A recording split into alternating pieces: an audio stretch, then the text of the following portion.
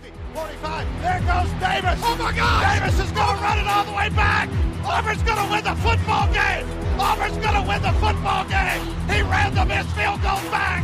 He ran it back 109 yards. They're not going to keep him off the field tonight. Holy cow! Oh my God! Auburn wins. Auburn has won the Iron Bowl. Auburn has won the Iron Bowl in the most unbelievable fashion you will ever see. Oh, welcome in everybody to a brand new edition of the Dream Wager, episode 673. Today is a very, very special day. Kid, let me break the fourth wall. I've been waking up with some stomach aches.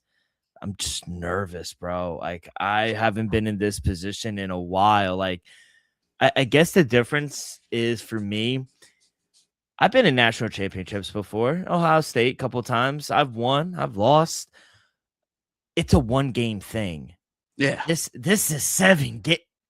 Hopefully, since your Mets, right? The Royals. Yeah, the Royals. Yeah, where we again heartbreak. So yeah, I've been a wreck. My head hasn't been there this whole week with work, with just life. So cannot wait. We are about 2.5 hours till tip off. Kid, I'm not doing well. How are you? I'll be honest. I'm excited. I think game one is going to be a great game. First of all, I think it's going to be a great series, and not for nothing. Driving through New York, your boy works in the city. The vibes are high. They painted the subways. You see it? Yeah, like the vibes. Like I'm seeing I'm seeing old folks in their vintage Knicks gear. I'm like, you could tell they just dusted that shit. It's just different vibes. And I like to see it. So I'm seeing older people with their Knicks gear. I'm seeing young kids excited. It's just different. So I'm glad that it's hope, and not for nothing.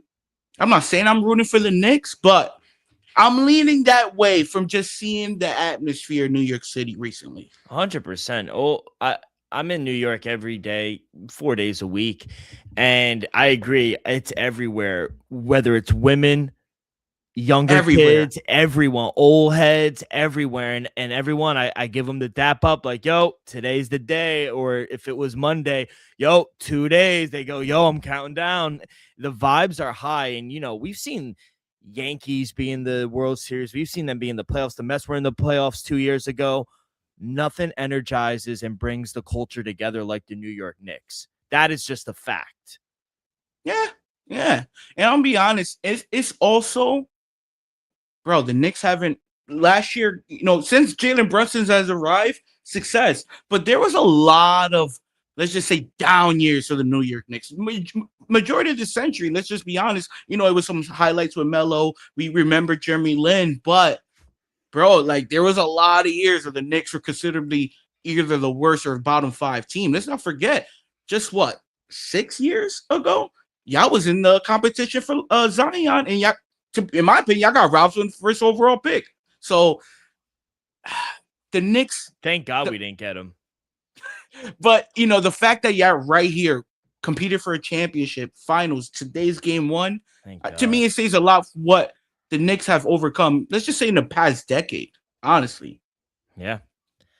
We'll get into it. We got a lot to discuss, though, here today. I mean, first of all, the game last night was insane. The comeback in Raleigh, Vegas Golden Knights. We'll recap that. Got a lot of NFL. Told you, June 1st hits, and we get a lot of news. So we'll talk a little NFL. By the way, 3 days will start very soon. I'm going to start doing the schedule over the weekend. I cannot wait till previews start. Game 1 final picks and props. We got game 2 Stanley Cup final picks and props as well. I got Joey's plays. And if we have some time, maybe some MLB. It's a short slate here on a Thursday. But I want to go kind of in chronological order, and we will start with the comeback of Raleigh. I mean, I was on Golden Knights, and to be honest, 25 seconds, Nicholas Ehlers just scores, and I'm just sitting there like, yo, the place was buzzing at the Lenovo Center, and then they're down 2-0. I'm sitting there like, okay, maybe I got to get up. Maybe I got to change the juju in the room, go away, get a bottle of water, come back 2-1. I go, Quick. quick. Boys were scoring early. So I was like, okay. You know, it was a very physical game, especially in the first period. Carolina came out physical, but Golden Knights, they weathered the storm. And what did I say? They have the coaching advantage with Tortorella. Since Tortorella came, 24-1, the Vegas Golden Knights straight up in their last 25 games. That is a crazy stat right now. They are buzzing. What a comeback. They win 5-4 in Raleigh. Kid, did you see the game? Did you see highlights? It was an amazing. Yeah, still, I caught the whole second period. To me, it was electric. Third period, I had to go to bedtime. But tonight, I'm gonna stay up. By the way, tonight I'm gonna try to stay up. But second period is electric. The fact that the Golden Knights was able to, like you said, come back down and then 2-1, second and third. It just shows how good this team is right now. And not for nothing, still, we know the Kings are good. They couldn't protect home ice, but I'll be honest, the dogs is barking, Dill, like you said. Yeah. Over in the first, I'll be honest, you went perfect on the night. So I did. Kudos to you. But I'll be honest, Golden Knights are live for the Stanley Cup as puppies as we speak. Yeah, it's insane. I didn't want to say anything or toot my own horn, but I went perfect. Over 5.5, over 1.5 in the first period. We hit with the Vegas plus 130 as well. So yeah, we were singing last night. It was a great night to open up Stanley Cup, and it was phenomenal. I mean, and honestly, the series price now is flipped. Remember, we talked about Carolina being the favorite, getting home ice. Really didn't matter. Now Golden Knights minus 140, plus 124. Hurricanes. Is there any value here for Hurricanes at plus 120? Do you think it's going to be a longer series, or Vegas just going to come in? And do you think they're just going to sweep them? Just going by this playoff run, like the Knicks, the Golden Knights are just playing at a very high level. They've swept a couple of opponents already. Still, I'm not saying they're sweeping them now, but I see why they're the favorite. I see why the series price flipped immediately, because that was not a dominant performance, but to win game one like that, scoring 5 goals on the road. Great. And I think Tortorella said it perfect. Regardless of how much they're down, this team doesn't seem rattled. Like, they were down 2-0 midway through the first. They never lost their composure, and there's a lot of hockey left. Just play your game, and eventually they will continue to either tie the game up or take the lead. And, I thought it was an amazing game. It was profitable for us here on the Dream Wager. So yeah, overall, really good night. Game one was amazing. Hopefully game one here in San Antonio winds up being just as good. Let's get to the NFL, kid. Ooh. Again, I want to start in the chronological order. Trust me, we will get to your. I'm in no rush. I'm more excited. I'm not more excited, but I love to talk about the other deals. Retiring quarterback Russell Wilson is finalizing a deal with CBS Sports. I mean, he won the Walter Payton. Is this really in order? Yes, this is. Time-wise, you're right. Time-wise, yeah. So he's going to be on the pregame for CBS with legends James Brown, Nate Burleson, Bill Cowher, coach. Now, remember, I want to ask you real quick, because I'm going to read you his things. Super Bowl champ, 10-time Pro Bowler. He's thrown for over 46,000 yards, 353 touchdowns, 31 rushing touchdowns. His record is 121-80, one tie. He's the Walter Payton Man of the Year. Is he a Hall of Famer? In my opinion, yes. Wow. The first time the thing goes. So he is, to you, a Hall of Famer. I ask that because I ask a lot of people, and, the end of his career, people say it hurt him. What do you think? Of course, not being starter, going in and out of teams. He went to the Steelers, went to the Giants, went to Denver. That was a complete failure. So I could, no disrespect, but, his last 3-4 years of his careers are rough. We saw, some type of highlights in the Steelers when he came in after the injury, and he won 4 or 5 straight games. Steelers looked good, made the playoffs, but we saw how that season ended. In my opinion, is Russ a winner? Yes. His first 5 years, was he backed by an elite defense? Absolutely. Did he not have Marshawn Lynch in the backfield? Absolutely. So, I'm not going to just excuse those things or like be like, oh, that's why he's a Hall of Famer. No, I feel like he was a great quarterback regardless. I think he, went to 2 Super Bowls, but a big part of it was that defense was Marshawn Lynch. And not for nothing, it was Pete Carroll in that, and not for nothing, Dan Quinn. So I think Russell Wilson deserves some of that credit. And not for nothing, I think he was a pretty damn good quarterback for the most of his career, the last 4 years, starting with his second year in Denver. That's when it went downhill. Outside of that, they did have a really busy week. The Giants, they signed three wide receivers. Vets. Odell, Juju, and Braxton Berrios. They were all signed to minimum deals. They will have to earn their spot on the roster, but it's a nice full circle moment, I think, here with Odell. Hopefully, he ends his career in New York. Hopefully it's a healthy one, and hopefully he rights a lot of wrongs. I know he wronged and rubbed some Giant fans the wrong way, but I guess, first question, do they make the team? Because they have to earn their spot. To be honest, I think out of the 3 who realistically will make the team is Juju Smith.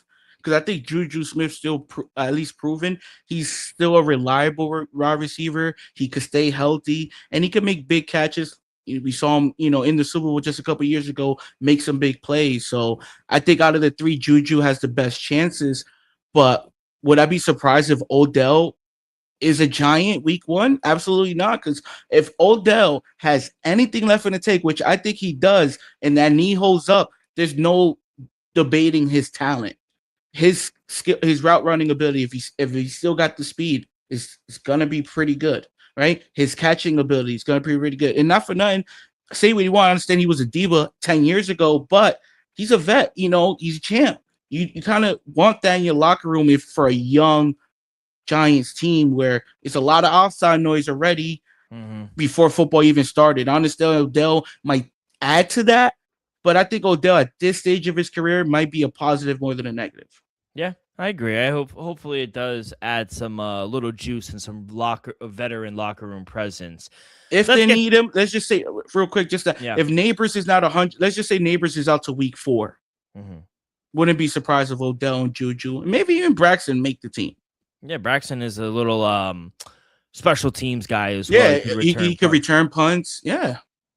Let's get to the crazy trades. We'll start with the Browns and the Rams. Rams receive future Hall of Famer Myles Garrett. First ballot Hall of Famer. Browns, I actually have a friend that's a Browns fan, and I asked him, I said, how do you feel? He goes, it's never good feeling trading a first ballot Hall of Famer, but he gets it. It's unfortunate, but he gets it. Jared Verse is a good player. The Browns get back Jared Verse, a 2027 first-round pick, and a 2028 second and 2029 third-round pick. So, I think they both get an A. Honestly, Rams obviously get a first ballot Hall of Famer, and Browns, they get some draft picks. They turn out to be, but Jared Verse is a really good player. Kid, Rams first round pick since 2016. Jared Goff eventually traded for the Matthew Stafford. 2007. No first round picks. 2018, no first round picks. 2019, no first round picks. 2020, no first round picks. 2021, no first round picks. 2022, no first round picks. 2023, no first round picks. 2024, they draft Jared Verse, eventually traded for Myles Garrett. 2025, no first round picks. 2026, Ty Smith. Hopefully he stays and he's not traded. But kid, they're eventually having their mentality again, saying, fuck these picks. We are going for it all. And if it turns out to be a champion, Super Bowl, the odds actually indicated they are favored to win the Super Bowl. I mean, it was all worth it, right? I think right now, clearly, the Rams are the best team in football. They have to be on paper. Adding a Myles Garrett to a already good defense. I understand you traded away Verse, who's, let's be honest, possibly a possibly future defensive player of the year. He was a rookie defensive player of the year, 2 years ago, his rookie season. So I think the Browns, at the end of the day, I'm not gonna say they won this trade, but if I'm a Browns fan, I'm happy with this trade. I'm gonna be honest. We got all we if as a Browns fan, you got all what you wanted from Myles Garrett, 2 Defensive Player of the Year. What more could he's done for this Browns? They're not gonna record last year. Yeah, he's not gonna win a Super Bowl there. Let's just be honest. So why not trade away a Hall of Famer, get a young superstar, potential superstar on the roster, and a future first-round pick, a 5th-round pick down the road? To me, is a win-win for each side. The Rams now, odds markets are the favorite to win it all, and still small chance there's another Hall of Famer alongside of him make a return real soon. I know people have said that. I don't think he comes back. His wife said his wife came out, and I know it's his wife, but let's just be honest. Wives have a lot of say in absolutely going back. And she tweeted yesterday, "Y'all are funny," and it did get him thinking. He even admitted to it. He said, "Yeah, it got me thinking. He just doesn't have the love for it anymore." I mean, it'd be insane if he did come back. And I still think he would have a huge impact, Aaron Donald. It's just crazy, I think. He did have the no trade clause. He did wind up asking for a trade and then signing that big lucrative deal for the Browns. And then he winds up being traded. He did obviously waive the no trade clause to go to LA. I mean, you'd be an idiot not to. And he still has that no trade clause for LA, which I don't think he's going to go anywhere. But yeah, the odds indicate they went from a plus 800 to a plus 600. They're the odds-on favorite to win the Super Bowl. And right now, on paper, they have the best team. They have the reigning offensive player of the year, not offensive, reigning MVP in Matthew Stafford. They have the reigning defensive player in the year. Puka, top 5, top 10. Some conversations. He's like that. We'll Devontae see. Adams. I want to see how he does. Devontae Adams still in these years still pretty damn good. But guess what? Yeah. I'm gonna pick him up in fantasy if he's still available. Yeah. So, bro, I just feel like the Rams, and let's not forget Sean McVay. Hate him or love him, he's been there, done that. He's gonna call some plays. The running game is gonna be pretty damn good. And guess what? Matthew Stafford, when healthy, he's top 5. So I think the Rams are exactly where they want to be. And not for nothing, I think the Browns kind of happy with their trade. And Todd Monken came out and he essentially said, nothing was guaranteed when I got the job. No, they didn't say Myles Garrett is not going anywhere. So it kind of was like lingering that they were on the fence of trading him. I'm not surprised from a Ram perspective either. Yeah, I would too. Yeah. Why not? What has Myles Garrett bro? Last year broke the sack record, Defensive Player of the Year. Y'all won 5 games. Why let him rot on him? Why let him rot in Cleveland? Let him go out there. Let him compete in the playoffs in the biggest games. Cleveland's. I'll guarantee the Rams by at least 3, maybe 5 primetime games. We know they open the season in Australia. They probably have 2 Monday night games, couple Sunday night games, Thursday night games in Cleveland. I know Shador, is popping, but maybe 2, 3 primetime games. Now we're going to see him 5 primetime games, and we already know we're going to see him in the playoffs, possibly the Super Bowl. Yeah, insane. I mean, the rich just keep getting richer, and, they have that mentality, fuck these picks, and honestly, it's paying off right now, and we'll see what ends up happening. But, yeah, huge get for LA, and, looking towards the future, Jared Verse is a really good player. Last year we were on the pod talking, this kid is going to be good. So yeah, they got a guy back, but obviously you can't compare right now. But hopefully down the road, Jared Verse ends up becoming a really good player. Let's get to your Patriots. We've stalled enough. Another huge trade. We all saw it coming. Please credit us because we've been saying it's going to happen for a while now. Eagles wind up trading Pro Bowl A.J. Brown to the New England Patriots for a 2028 first-round pick, 2027 fifth-round pick. That is the better of the New England's 2 fifth because they have 2 fifth-rounders in 2027. So the Eagles will get the better of that pick. But, it's been speculated for months now. We knew what was going to happen. One, are you surprised you gave up a first-rounder for him, or you're fine with that? I'm not surprised. Am I fine with it? I think I have to be. If a Super Bowl is the outcome in the next 3 seasons, I'm fine with it. If it's not, then I'll be like, it's a bit too much. Let's not forget, people. AJ Brown, when healthy, top 10 receivers, Mr. 1000. I think his Instagram name is always 1K or something like that. Every season of his career went for 1,000 yards. We saw 4 straight seasons in Philly. We saw with multiple quarterbacks in Tennessee. And let's not forget, AJ Brown and Mike Vrabel have a pretty good relationship. So I think everything's going to work out. We already saw clips of him and Drake May out in practice. I'll be honest, looks pretty damn good already. So I'm happy AJ Brown's a Patriot. I'll be honest, still. I think it upgrades our right receiver room even more. Romeo Dobbs, I think, upgraded it. Yeah. I understand we lost Stephon Diggs, but Mac Hollins, Kyle Williams is still there.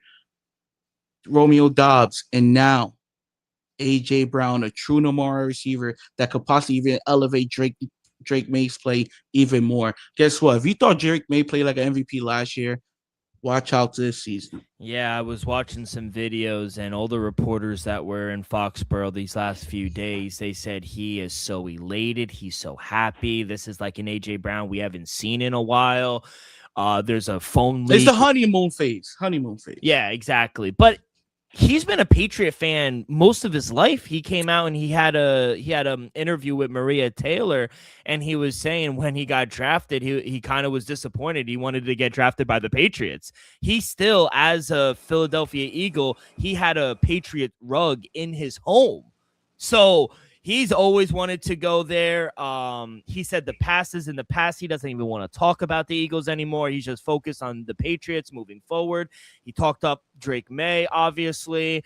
He has a great connection. He finally has a true. And I liked your receivers. And, yeah, Stephon Diggs had a good year and other guys stepped up when needed. But he's a true number one.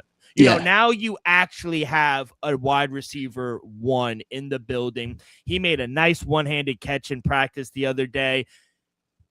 It's all lovey-dovey in Foxborough, so it's a good trade. That's what I feel like Drake May needed. He needed a true number one that, when the 3rd and 6, you could just give him the ball when needed. Quick slant. He'll get it. He did say, he wasn't invited to Jalen Hurts' wedding, or Jalen Hurts wasn't invited to A.J. Brown's wedding. The falling out happened. It was clear. Maria Taylor kind of tried to push it on the interview, like, hey, what happened? And, he essentially just said, and I'm paraphrasing, he said, you know what? People just grow apart. Like, we just grew apart. What do you think happened in Philly? Because at the end of the day, whether they admit it or not, we knew it was ugly. We knew they didn't really like each other. But what do you think ultimately led to this? Yeah, we even saw the Eagles left tackle. He said, thank God this is over. It was annoying in the locker room. Yeah, you could probably tell. I just feel like at the end of the day, these are two alpha males, right? Men are men. And behind the scenes, somebody probably disrespected somebody. Yeah. And that's it. When, as a man, if you cross a certain line, you're never going to respect that man ever again. Or, so I wouldn't be at least going to be hard to come back from that. Exactly. So I wouldn't be surprised if maybe they shot the fade. Who knows? We don't know, but I guarantee they have respect for each other. They still got love for each other. They won a Super Bowl together. We saw the images. He was happy as mud, both of them. I haven't heard someone say shot the fade since like high school. That shit's but I don't know. I just feel like it's something that happened behind the scenes in the locker room, on the bus, on the plane, that was like the Kevin Durant Draymond moment where it was like, I'm gone. Like KD was, no matter what, I'm gone. I ain't playing with y'all. Draymond, whatever it was said, it was the last straw. It went too far, clearly. Yeah. Like we still playing, we still respect each other. But me playing with you again, never happened. Yeah, it's a dub. And I want the leak. I want the video. I want something to come out one day where we're like, yo, this is what happened. It's like where Draymond punched Jordan Poole. We're like, oh, okay, that's why. That's why he's not on the team anymore. So, yeah, he's where he wants to be. Philly. We'll find out on the Travis Kelce and Jason Kelce's podcast in 10 years, maybe 15, hopefully. When they retire. Or hopefully you could reach out to him and be like, hey, I'm a big Patriot fan. You want to come out the pod? Hey, AJ, I like AJ Brown. I think AJ, if you need a personal driver, hit my line. You don't mind going to Foxborough. It's not that bad of a drive. For what? 7 months out the year? We're going to play till late January now. Stop it. All right, one team that's going to be playing late in the season, Seahawks. You know, they saw the move that the Rams did. They said, yeah, we need to do something. They wind up signing their edge, Derek Hall, who had a pretty good year. They signed him on a 3-year, $42 million extension. Could be worth up to 47, 21 million guaranteed. He is now tied to Seattle till 2029. And if you forgot who Derek Hall is, just go play this.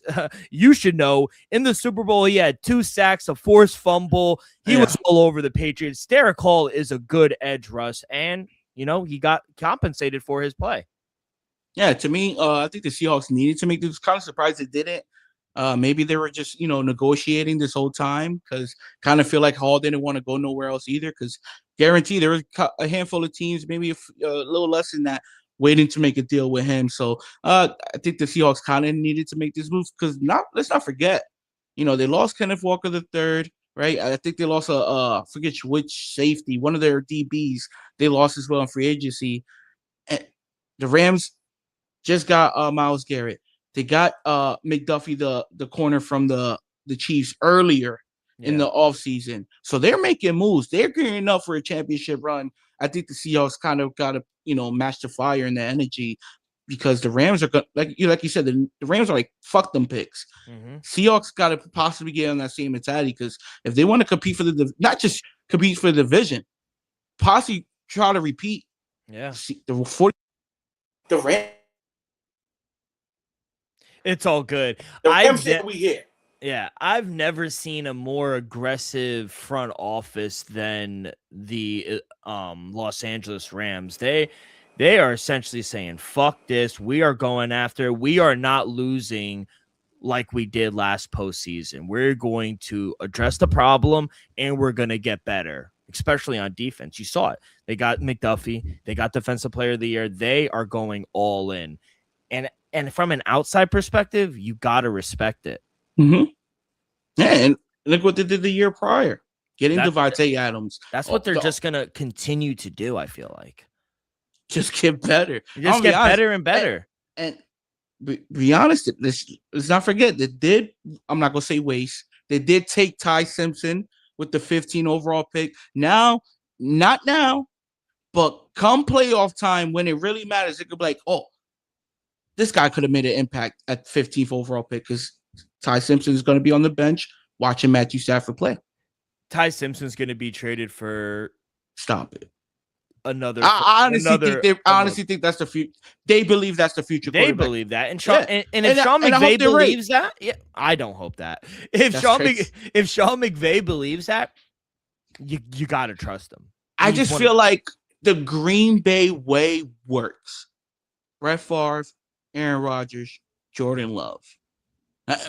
I think that might be the recipe. Let a young quarterback with, good fundamentals, good potential, develop under a great quarterback for 3 years, 2 years, not just one, not just 5 weeks. I mean, he's going to develop. Because Stafford's under contract for the next 2 years.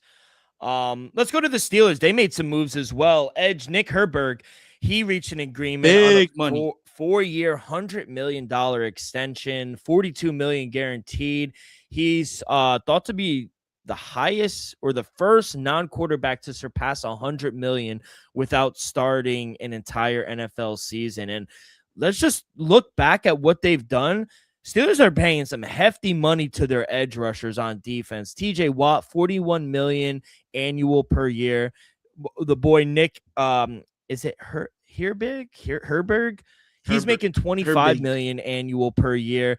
Alex Highsmith is making $17 million annual per year, and Watt is due $32 million fully guaranteed this season. Highsmith is guaranteed $14.5 million. So they're really stocking up on defense. The Steelers. I think it's the Steelers' way. One, I think you kind of had to make this deal. You can't just let him walk. Kind of extend him. He's good. Yeah, and not for nothing.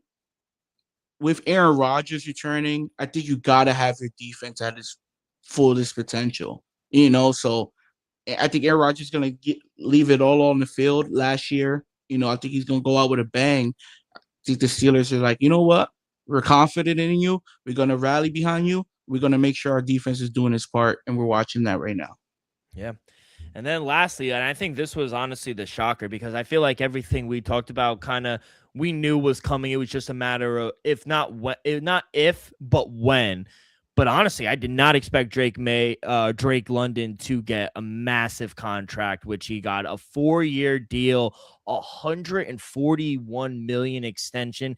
It's actually up to 150 with incentives, 100 million guaranteed. It makes London the third highest receiver in the league with the highest average per year in Falcons franchise history.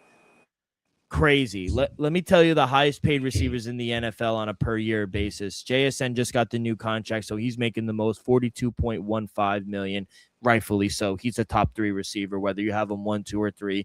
Jamar Chase is at 40.5 million. And now Drake London at 35.25 million. He's making more than Justin Jefferson and CeeDee Lamb. I don't think Drake London is a top 5 receiver. I do think he's a top 10 receiver. Would I pay him this? I don't know. I guess I'm thinking of you where you're in my head where you're like, dude, it's the market.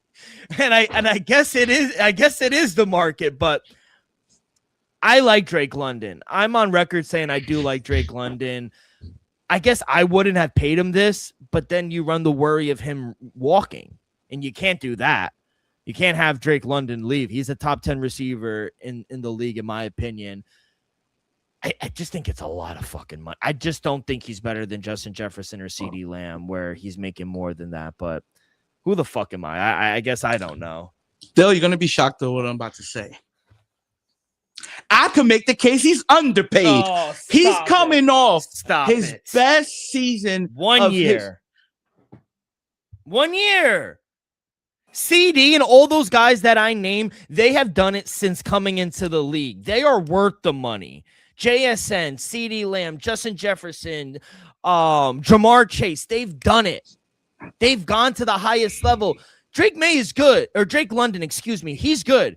He had 1 year. Stop it. That's like Jordan Love getting paid off of 1 year. Stop it. Dill, what's the famous saying, especially in the NFL, when you get these big contracts? Say it for me. Say it for me. What have you done for me lately? And Drake London, lately, he's performed. He had his best season of his career. Don't get me wrong. Would I have paid him this money? To me, I would have tried to get a better deal for the team. But the way the wide receiver market is going, Dill, I can make the case he's underpaid. I think Drake London is going to have another 1,000-yard receiving season, possibly more, 1,200, 1,300. I think he proved he's a true number 1 wide receiver last year. I think since day one, he's proven he's a true number 1 wide receiver. Dylan's on record saying he's a top 10 receiver. I think he's a top 10 receiver. You got to pay for first. You don't want to disrespect the man and lowball him or keep him waiting, cut him on a franchise. You don't want to disrespect him. Second one, you want to keep him happy. And Dill, they made him the 3rd highest paid, not the highest paid. So if he would have got more than JSN, I would have had an issue. Making him the 3rd highest paid when he's giving you constantly top 8, top 10, top 7 production, especially last season, to me is a good deal for the Falcons. Yeah, he's a top 10 receiver, but not top 5. He's getting top 5 money. In 2 years from now, he will get top 9 money. You know that. I know that. Let's just be real. I know. It might look like a lot of money now, but right now a elite wide receiver going rate is 40 plus. He didn't get that. He got 32 and a half. 35. 35 and a half, excuse me. Yeah, 35 and a half. Yeah. I don't know. Well, I think it's fair. Kyle Pitts is nuts. If you're Atlanta, do you pay Kyle Pitts or you let him walk? He's going to get a contract too at the end of the year. If I'm Atlanta, I'm paying Kyle Pitts. To me, he had a production year, but he's been a little walky, so I'm trying to get a fair deal for the team. That's what I said. If I could get, let's just say Kyle Pitts for anywhere from 10 to 14, under that 15 a year mark, I think that's a good deal. Maybe a 2-year 30, 2-year 28.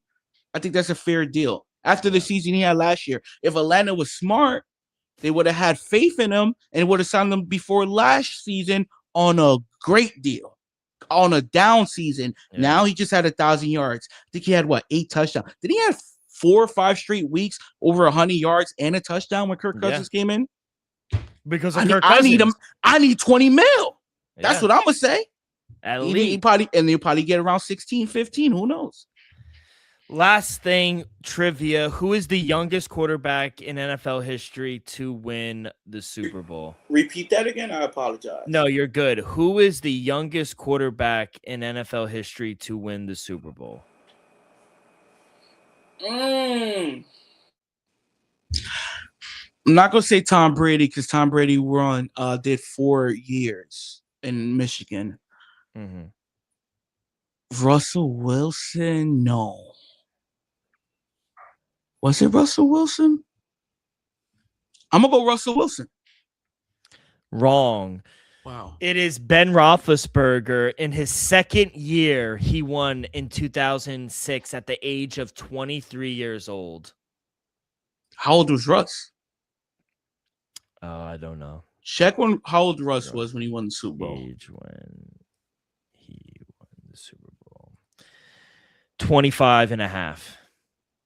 All right, you're not. Damn, shout out Big Ben. He's a future. Wait, is he no?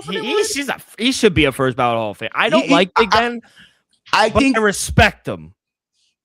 Politic wise, they're not going to make him a first ballot Hall. If Bill Belichick wasn't a first ballot Hall of Fame, I'm on record. I think Big Ben is a first ballot Hall of Famer. The NFL is going to punish him for the early 2000s. I'm not going to go into those things. There's also alleged accusations about him too. All I'm gonna say, the early 2000s is a different time, people. That shit was different crazy. time. I was outside early 2000s. No phone, no internet, no none of it. No, you was just outside when the sun started going down. You choose to go home or not.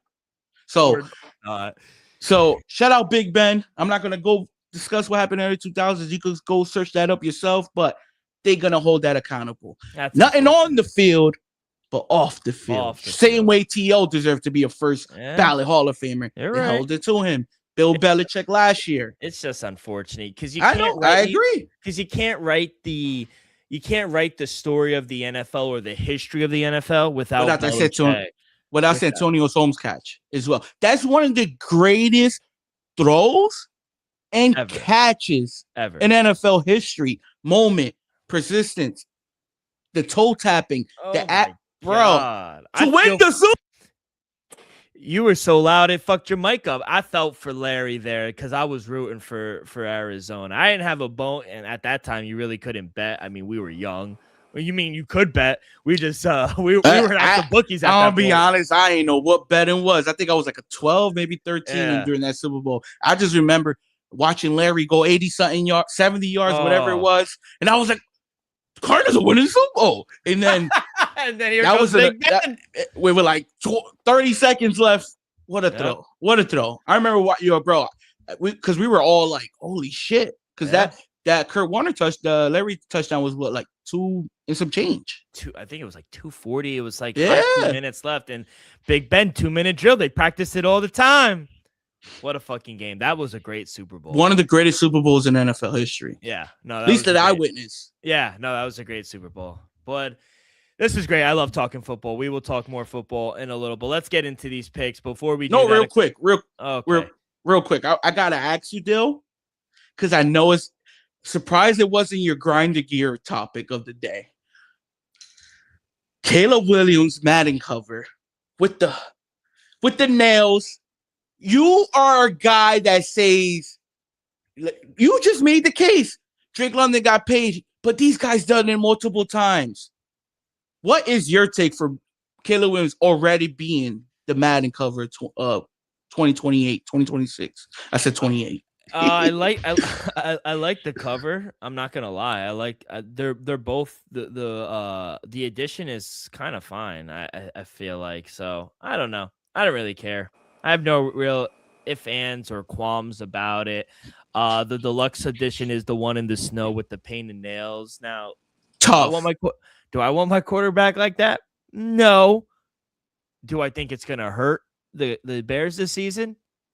Maybe. We'll see if the Madden curse is still a thing. I mean, I don't really believe in it. I know people actually do get hurt, with the whole, but Christian McCaffrey was fine last year. He was great, and he was on the cover of 2025, so he's fine. Josh Allen was 2024. He was the offensive player of the year. Yeah, he won the MVP. So, like, I don't know. Maybe he has a great year, and hopefully he does. That was 25 and who was I know last 26 year Christian was Saquon. Won the Super Bowl. Well, no, I was after, but down year. Yeah. Down year for in my opinion, I think there's no denying what we saw multiple times last season with, late play wins. We saw the great throw against Green Bay. We saw, not for nothing, a pretty good comeback against the Rams. It fell short in the playoffs. I think Caleb Williams is a star quarterback. I think he's a quarterback of the future for the Chicago Bears. And I don't think the moment's too soon. And I'll be honest, I'm not a fan of the nails, but I love that he's being hit. No, but I love the fact that he's being him. That's what I like. That he's being him on the world stage. I respect that. So shout out Caleb Williams. And I don't think it's too soon for the cover. No, I don't either. He had a hell of a season last year, and he made great season. He had some ridiculous throws that you were like, wow. So, bro, that DJ Moore touchdown, still nuts. Yeah, it'd be all right. All right, okay, let's get to the games. Before we do that, a quick word from our sponsor brought to you each and every episode by Viva Tequila Seltzer. Most refreshing hard seltzer on the market, hands down. Is no wonder why Viva was voted #1 hard seltzer in the world by San Francisco World Spirit Competition. With only 88 calories, 0 carbs, 0 sugar, and a light 4.5 ABV. Viva is the perfect drink for your post-game celebration, as it was created with that active lifestyle in mind. We flavor tequila seltzer because flavor is the spice of life, and we like our drinks with just a kick. Just like how we like our lives, whether it's Huckleberry playing around a golf with the boys or an elderberry watching game 1 of the NBA Finals. It doesn't matter. Our favorites pair perfectly with that Artisanal Blanco tequila for that subtle and refreshing drink. Our belief here at the Dream Wager and at Viva is to live long, live well, and live it up. All right, kid, let's get to it. In about 2 hours, we got game 1 in San Antonio. Spurs hosting the New York Knicks. Spurs going up. Money is coming in on them. -5 now. -186 on the money line. +162 for the Knickerbockers. Total is 217. Kid, I will let you lead it off. What do you like game 1? Might be a little shocked here, Dill. Give me the Knicks +5.5. Got the number the other day. Hopped right on it. If you could get the 4.5, I'll still take the 4.5. I think the Knicks, if they lose, is going to be a close one. Don't get me wrong. I think the Spurs deserve. Yeah, I think either team who would have been home, if the Knicks was hosting game 1, I think they deserve to be the favorites. And not for nothing, I wouldn't say the Knicks cruise because I think the Cleveland was a good team, but Spurs did just beat the OKC Thunder, the defending champs. So, I'm going to take the +5.5 at the New York Knicks. I think it's going to be a great series. I think Jalen Brunson has to perform tonight, make a statement in game 1 to show, yeah, I'm here. It ain't going to be easy these next couple games. I think the biggest keys for the Knicks to win is the consistent play of OG Anunoby and Mikal Bridges. The Knicks haven't lost a game since Mikal Bridges been giving you double digits tonight. Karl-Anthony Towns, I understand he haven't been that much impactful, especially with his offensive play, but if he could give you, let's just say, around 15 and 18 a night, 10 boards, 8 assists, I think the Knicks can win a championship. So I think we all know what, like I always say, Jalen Brunson is going to give you 25 a night. Pencil that in. What is Mikal Bridges, Karl-Anthony Towns, and OG Anunoby going to do? Because, Josh Hart might have a big game every now and then, Landry Shamet and company. But are OG Anunoby, Karl-Anthony Towns, and Mikal Bridges, are they going to average between 12 to 20 points a game? Because Jalen Brunson needs that co-star. Those guys all could be that star. Which one of them is going to be that constant threat? Yeah. Taking the Knicks plus the 5.5. I'm also taking them on the money line here, +162. I know Joey likes the over here. I'm actually kind of leaning under here in the first game. I think both teams are going to be physical. I think they have to be physical, muddy the game up here, put hands on Wemby, force him outside. Don't let him sit down in the paint. I think Mikal Bridges, I think Josh Hart, I think OG, I think a bunch of the guys are going to have their hands on Wemby. They're going to be physical, and I just think we're going to take game 1. Scott Foster, he is referee game 1. When when he referees Knick games, 9-0 ATS in this postseason. Little trend for you if you like the officiating, but you know Scott Foster here. He lets them play.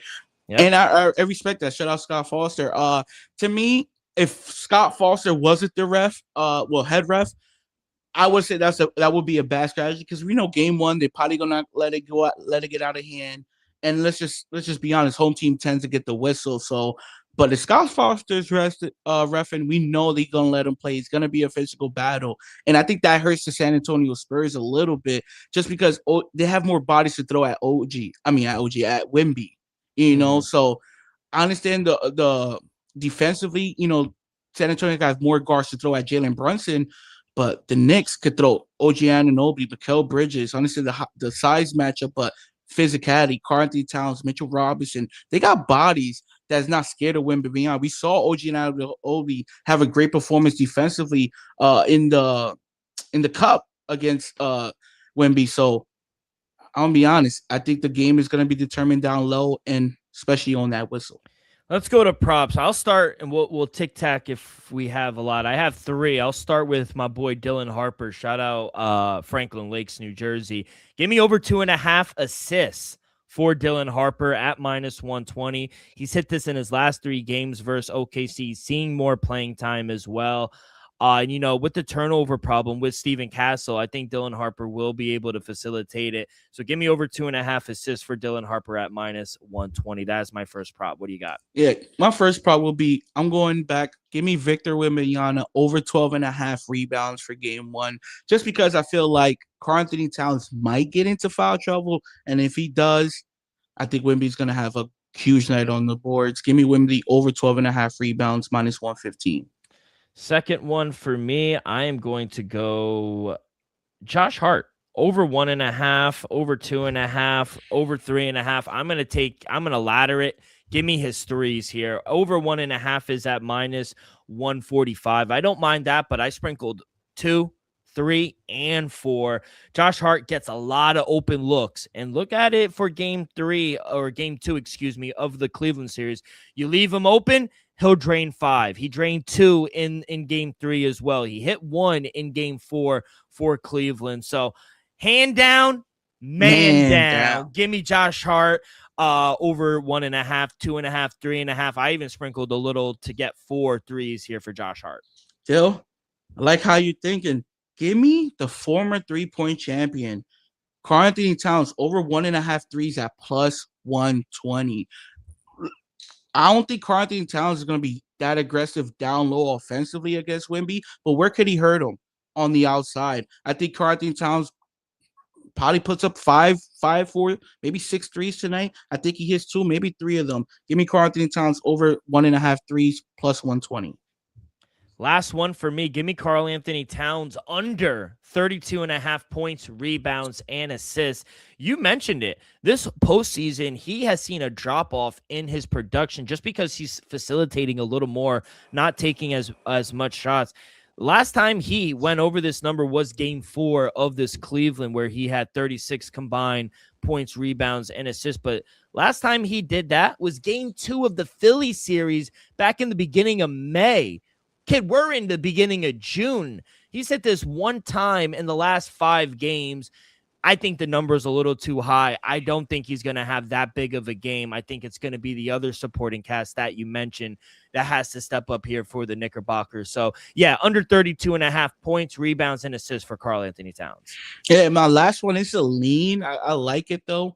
DeAndre Fox, over 15.5 points. We just saw him in game 7 have a great performance. He looked good. He looked quick.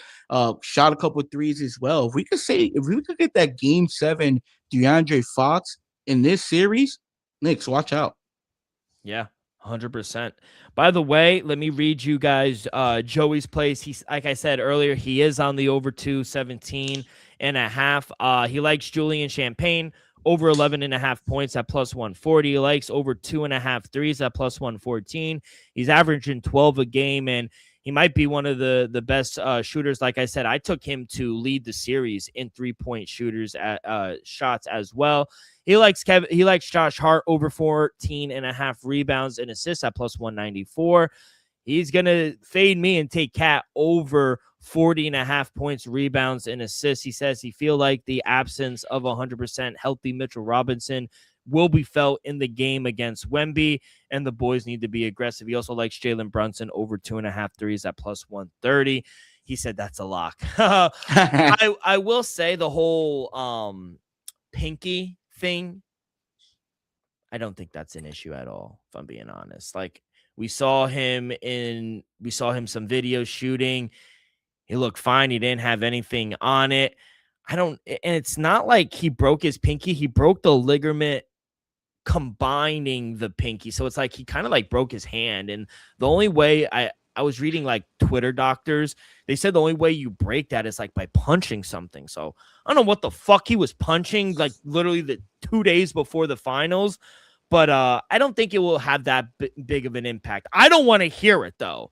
Like, I don't want that to be an excuse. Oh, I didn't play well. You're going to play 13 to 14 minutes, and you better be impactful. I don't want to hear any fucking excuse. My pinky. Nah, you got to get at least, in those minutes, let's just say he gives 14, 15 minutes, 6 to 8 boards. That's it. If you can catch an alley or two, by all means. Yeah, I don't want to hear. Hit a couple free throws. No, is it on the shooting hand or non-shooting hand? If it's on the shooting hand, it might help. It might help him. It might help. Yeah, it might help him at this point. But all right, kid, that's gonna do it for our picks and props. And by the way, you can find all of our props and all of our leans, everything. That's the best way to research all your props is at Props.Cash. Boys, I've been using Props.Cash for a few years now, and it's helped us find an edge in several player prop markets on the web or in the Props.Cash app. You get quick visual data on player trends, matchup history, and recent performance across every major sport. Clean, reliable stats that make it easy to spot value. Plans start at just $19.99 a month, and right now you can get 25% off your first month with the code DREAM25. So download the app, not now, but right now, sign up with the monthly subscription. Use code DREAM25 and you'll be paying just $14.99 your first month. Level up your research today at Props.Cash. Joe is in the chat. He said, let's go, boys. Finals of the lifetime. Hopefully, kid. I am a nervous wreck here. I will say that. Let's get to the NHL, though. Game 1 was amazing. Game 2, back in Carolina. They are favorites, minus 157 on the money line. Plus 138 for VGK. Total, it went up from 5.5 to 6 at even money, kid. I'm going to keep riding here with the Vegas Golden Knights. I just think they're more of a complete team. I don't know. It'd be crazy if they get swept at home. That will be crazy. I just think we see a ton of goals. We've seen the firepower for both teams, Vegas and Carolina, both responding as well, which I like to see. No one gets down and just kind of rolls over. They always answer. So I do think we'll see some goals here. I like the over 6 as well. I do see 5.5. It's a little chalky. I like minus 125, minus 130. But I like that. I like first period over as well. And I'm going to go Vegas Golden Knights here at plus 138. Kid, do you have anything here? Yeah, I'm taking the over. I'm giving the over 5.5 at minus 130. I'm seeing it shop around. And the must-win game here for Carolina, for the Canes. Give me the money line as well. If anything, if you want to parlay, all means. If you want to do an alternate goal, by all means. But over 5.5, we just saw 3 goals in each period of the game. It's crazy. I don't expect 9 goals, but over 5.5, give me that. And I'm gonna be honest, I think Carolina is what Joey always says: must win or can't lose. You can't lose this game. Can't.